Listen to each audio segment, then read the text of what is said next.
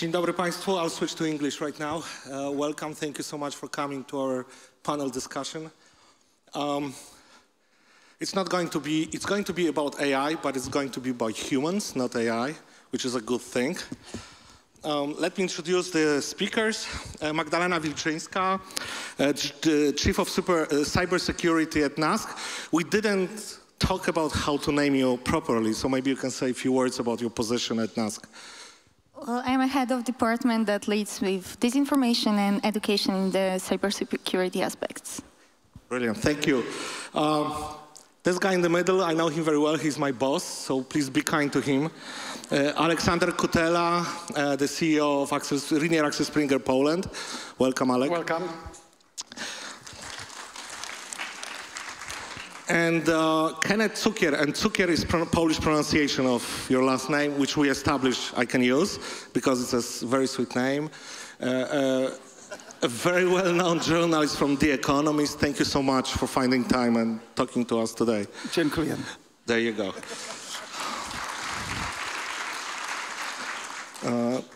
We will talk a little bit about dangers and maybe profits of AI coming to us. I have to say, I and Alek, we've seen a presentation of new AI possibilities just yesterday, and it's all quite shocking to us. So let me go straight to the heart of the problem. And Kenneth, the first question for you.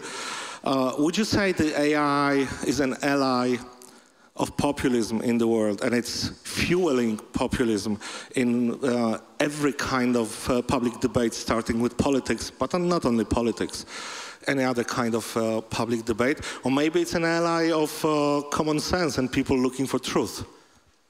It's a great question. I don't think it's an ally of either. I think it can be used for either. You can imagine artificial intelligence like computers or like electricity. Is electricity or computers an ally of populism? Or is it an ally of centralized authority, the state, in all of its manifestations? 100 years ago, the talking point was whether broadcast media was an ally of fascism. Democracy was really difficult, it was very deliberative, you needed journals, you needed to think, but slogans from a fascist, from a loudspeaker, could broadcast and incite the masses to violence. I think today the mature answer would be for broadcast, well, it could be used for both. It probably does lead to a simplification, but that simplification can be commandeered by Democrats as well as by fascists. Populism and artificial intelligence today, I think it can be used by both. Now, I will say it seems like the centrists and the moderates are on the back foot. They are in retreat, and those who are more extreme in their political views are marching forward with this technology faster. The technology, in terms of the echo chamber effect of social media, certainly lends itself to niche and extreme opinions becoming stronger and more intensified, even though they're niche, and then exerting an influence on the public sphere that goes beyond the numbers that they have in support of their views. However, I don't think that it's in the nature of the technology itself to swing either towards populism or towards democracy or towards tolerance, but it needs to be used by people of goodwill so that their values are expressed with the technology. Magdalena, let me ask you, would you say that AI might help us fight disinformation? Disinformation seems to be a subject that is very closely connected to AI. When we talk about AI, we always talk about fake news and disinformation. Do you see it as an ally, a helper of people who try to fight it?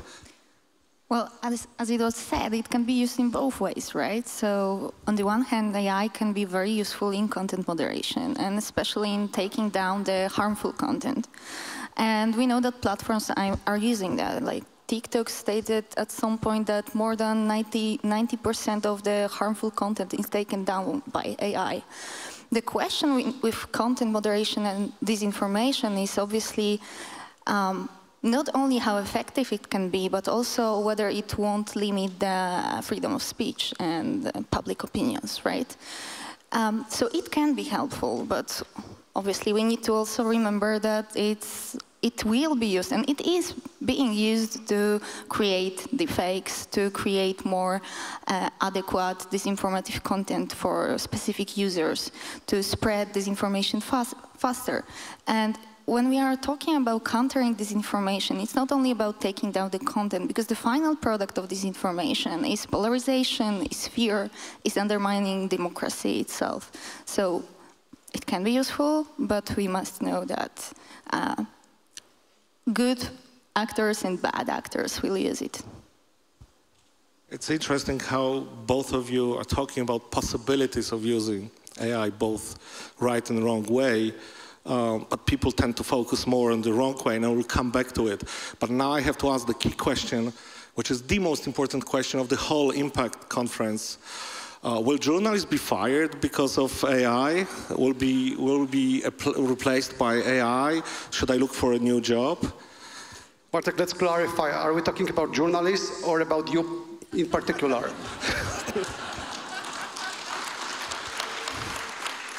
Go ahead, let's talk about AI. No, I think that good journalists will not be fired for sure, for two reasons. Let's take you as example, okay? Let's not. Let's imagine someone. So why? First of all, good journalist is a great storyteller. And I believe that it's kind of a skill which will be needed even more with the new possibilities which AI will bring to us. And secondly, good journalists are brands, trusted, reliable brands. And I believe that in the near future, when the content, when the news will become the bigger commodity than ever, outstanding brands, trusted brands, reliable brands will be more important than ever. Simply because we will experience a huge polarization, greater than ever again, in terms of uniqueness and quality. Because on one hand, AI tools will allow us to create amazing content thanks to all these video tools which we can see already, audio tools, visualization, VR, new level of investigative journalism. It's all brings amazing opportunities for media and for journalism. On the other hand, we can see already that there are tools which allow us for very simple duplication of content without practically any human involvement. And this is a huge threat for media, because I can imagine a situation when thousands new services emerged which basically duplicate existing content. And this would be very unfavorable critical advantage against media which actually create original content. And this will obviously weaken the financial roots, and in the end might reduce amount of media which actually create the content. So this is a serious threat. And that's why bringing regulations which will prevent from using content, duplicating content without paying to those who create that content originally, it's critically important. So I hope that in the same way, and by the way, the second big threat which we should be aware, since we talk about the threats, are deepfakes. Yes, because right now we can see that it's very difficult to distinguish between deepfakes and true content, true information. And this is an extremely serious problem, because we're already facing decline of trust to media. And this could further push it down. So it's very important that we will resolve it again as soon as possible. And I hope that in the same way like press brought us the freedom of speech, and you can write about this very nicely in your book, that we can see that AI, paradoxically, will be a catalyzer which forces us to create tools which help us to bring back credibility and trust to news and finally to media. Yeah, the problem is, will we have enough customers to pay for all of it? AI is very cheap. And when you mentioned the danger that comes from companies like GAFA, you know, Google, which is present here at the conference, by the way, they have so much money than we have, that the media have. Would you say that we will have enough time to find a way to fight AI replacing media? Well, I think we can observe that every time new technology appears, there are new leaders of the industry. Because every new technology creates new business models. And so we saw it, for example, with the music industry. Yes, we were concerned when the streaming businesses appeared that this will destroy music industry. In fact, for 9 consecutive years, we can see growth of music industry. But the beneficiary of this industry has changed. And for sure, we will observe the same in many branches, including media. So we have to be very fast, because one fundamental difference between past and what we will experience now will be a speed.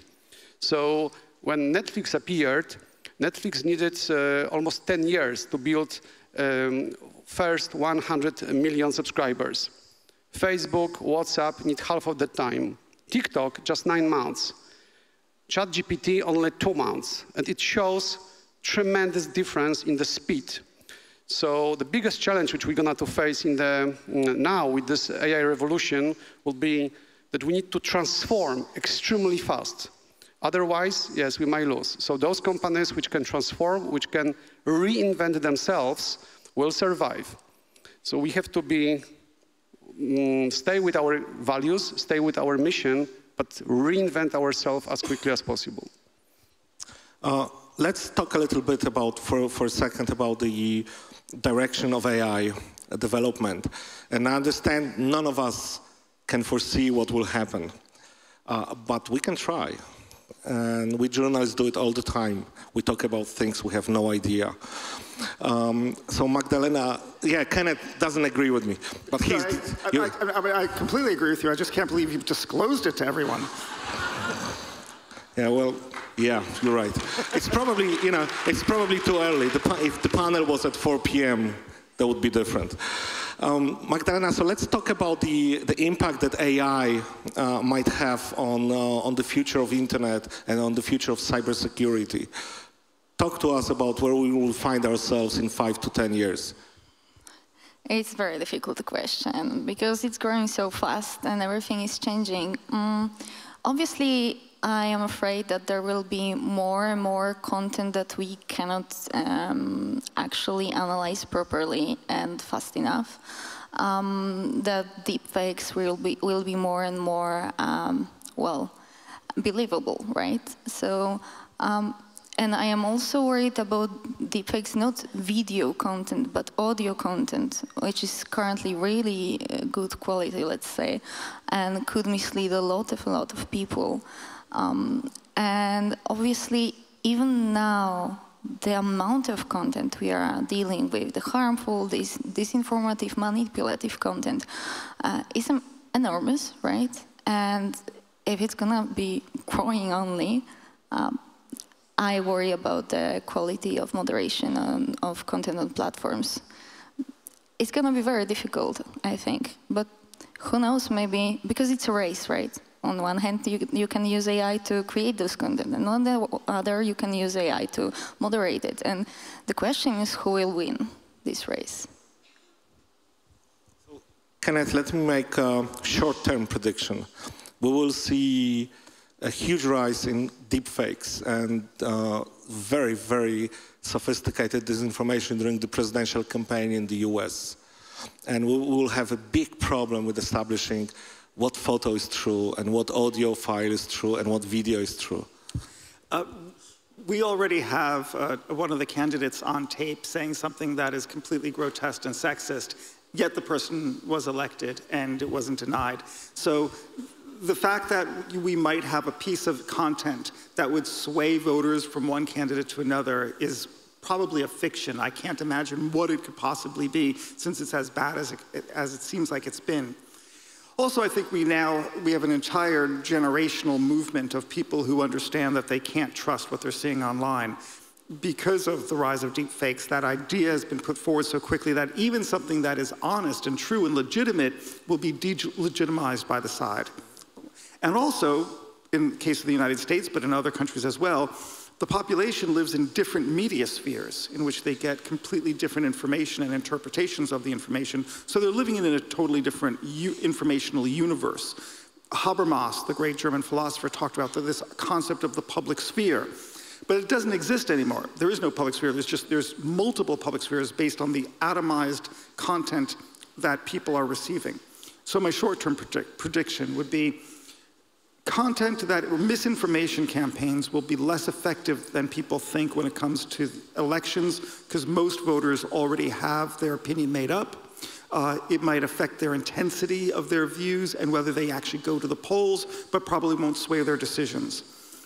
All media companies will probably have a little prompt box underneath their articles, allowing you to interact with the content, that you have both the shared experience of an article that's been created for everyone that's in the public sphere, as well as your own private informational source, N=1 content that is tailored to the individual, their question, their data, perhaps, or their organization's data that fits their needs. In the same way that if you Google Turkey here, you might get a country, but if you Google the word Turkey in November in the United States, you'll probably get recipes for Thanksgiving, right? So it's already tailored, and we will tailor it around that way as well.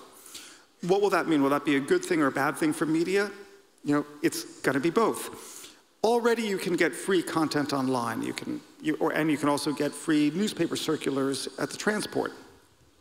But some people pay a lot of money for higher quality content in the same way that you can get free TikTok videos, but you also go see the movies and see a blockbuster. This one cost $100 million to make. This one was done by children in their bedroom. The ecology of media is going to be wider and larger, and people will gravitate for what they want.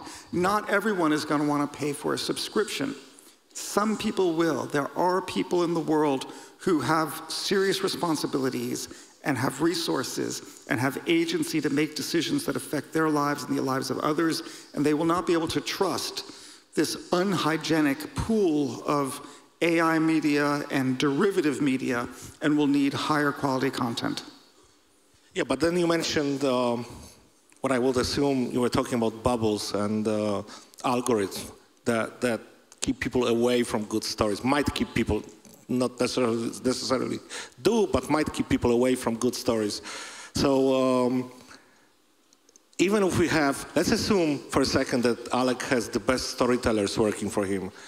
How can he make sure that their stories will get through the algorithm and get through the bubbles and people will see them?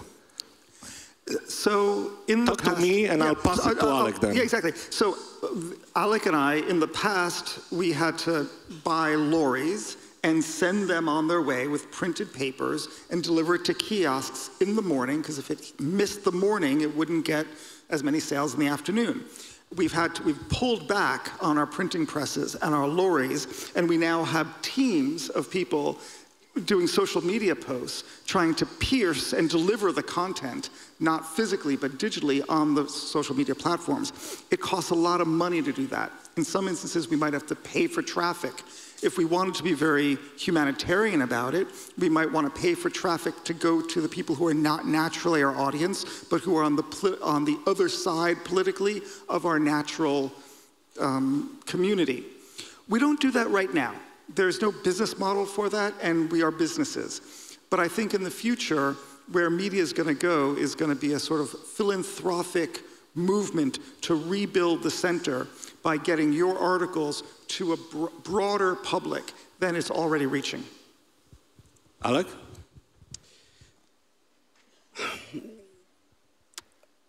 I'm still thinking a bit about your previous question, and maybe I will make the comment which is maybe a bit linked or maybe not, you decide, but I had just kind of a thought when you answered the previous question that I said before that every time new technology appears, we see new leaders of the market, new business models. But there is one more thing which is happening whenever new technology appears, especially in communication, that it causes changes in a type of politicians, the type of leaders are winning, and the way how they influence society. So basically, the way how you win the election the type of leaders who win the election change together with the change of technology of communication. And so that's something which I would like to stress, because I think that we are facing right now another huge change of communication, and the fact that those bubbles exist, I think it is actually a huge risk, and which was, as we know, used in the previous elections.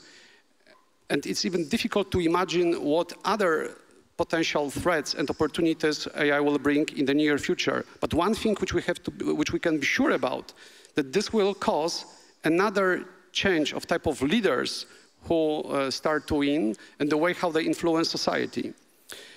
So I don't have answer how we should protect from that, but I think we should be aware of that and look for the signals that we don't miss something. Yes, that somebody will, for example, win the election just because better understand this technology, not because has a better offer for the society. Magdalena, let me ask you, is there something we don't see in the rise of AI, some point we're missing, or something that we underestimate? Well, definitely we need more transparency in how models are being trained. This is something we are missing. We advocated at NASK for it. Because it's not only how they are created and whether the data that they were trained on were biased, for example, and but also how those were trained before the deployment. And I think we are not talking about that enough. Also, as to the question about tailoring content, and it is a great idea that the news content will be tailored to my need, right? But at the same time, I must repeat that this information will be tailored also to my specific views, right? So, and it will be more persuasive, and that's what worries me. Kenneth, last word from you. I guess the thing to remember is that we're smarter than AI, right? As Alec Are we? Unquestionably. Okay. Yeah. Good to know. Okay. AI can do things at a scale that's faster than us, that's better than us, that is more accurate than we are. If you ask GPT a question, it's read all of Wikipedia. It can repeat that in a novel way. We can't. We can't read all of Wikipedia. So in that ways, it's far better at certain things than we are. But as Alex pointed out, we tell stories, but we don't tell stories just to make it comprehensible to us. We tell stories so that we have meaning in our lives, so that we can understand truths that we have never directly experienced, but that we need to confront and turn into meaning so that we can get on with our world. AI can't do that. It doesn't have a representation of the world. It doesn't really even understand there is a world. We are mortal beings who have the tragedy of birth and death. To think that an AI can have general intelligence and do all that a human being can do is ridiculous. It's born of an engineering culture in San Francisco in the 20th century, and it doesn't bear scrutiny. So we have to remember that if we're going to use AI, we have to bring our humanity to it. Got it. Thank you so much. Our time is out. I just want to make a personal appeal to you all. Please find the journalists and media you trust, and please support them, because if AI kills all of the media, then we are really done. Please thank our guests. Thank you so much for the discussion. Thank you so much. Thank you so much.